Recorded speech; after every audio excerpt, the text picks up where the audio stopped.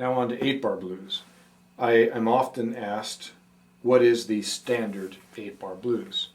And I usually just give them a little smile and say, there isn't one. But if I have to say, I would, at least for the harmonica player, I'd like to get your opinion, but at least for the harmonica player, I'd say it's the Key to the Highway chord changes. Yeah, pretty much. That's I mean, that's the first one I ever heard, pretty much. And there's other ones, but they don't follow quite the same form. So let's start with that one then. We've got Slow Down by J.B. Lenoir. Slow Down is also in that same kind of category. You know, it's got the same, pretty much, it's the same changes. The only difference is it has like a little break in it during the singing, where just before the turnaround. Okay, well, let's go ahead and play this example. This is, again, played just all as dominant sevenths. And if we know there's a lot of coloration options, and probably at this point we can stop going into a lot of the iterative details, unless there's something like, you need to know this, then make sure to stop us. That's why you're here. You're that expert. All right, so count yourself in. You pick the tempo. 1, 2, 3, 4.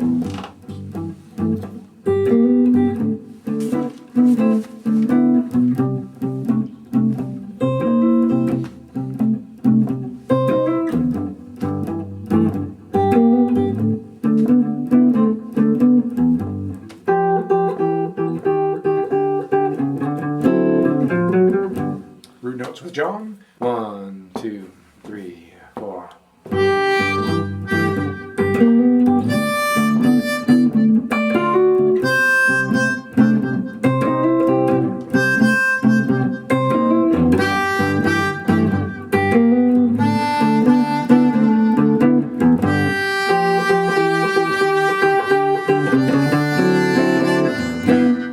I'll play with you. Okay. 1, 2, 3.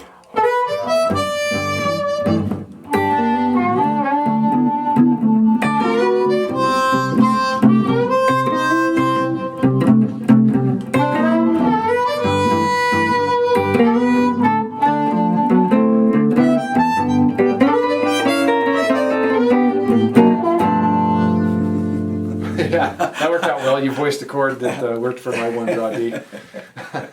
Good. All right, so Key to the Highway. And remember, we're going to talk about this very soon, about how to play chord arpeggios and things like that. But I just want to I want us to introduce you to the chords and root notes, and we'll go into a little bit more of how to work the arpeggios and such to really get to the soloistic level that you want to be. Any thoughts about this progression before we move to the next one? No, like I said, you can do, you can put breaks in there if you wanted to, like when it goes, okay, then it goes to the 5. Whoops, 4, and then you break here on the 5. 2, 3. And then do your turnaround. Then you come into your turnaround. Now some guys will do like on the 4 they'll do the raise 4. So like if you had 5, 4.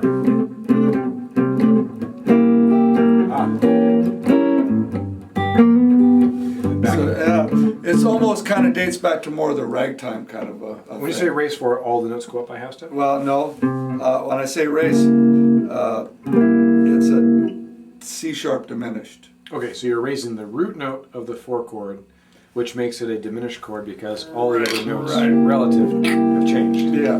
Yes. Right. So for us harmonica players, if we're playing the triad C, E, G, 4 blow, 5 blow, 6 blow, for example, now it becomes C sharp, E, G, so that'd be like 4 draw bend, 5 blow, 6 blow. Okay. Yeah, the top stays the same. So you just change the root. That's all you've done. So Cool.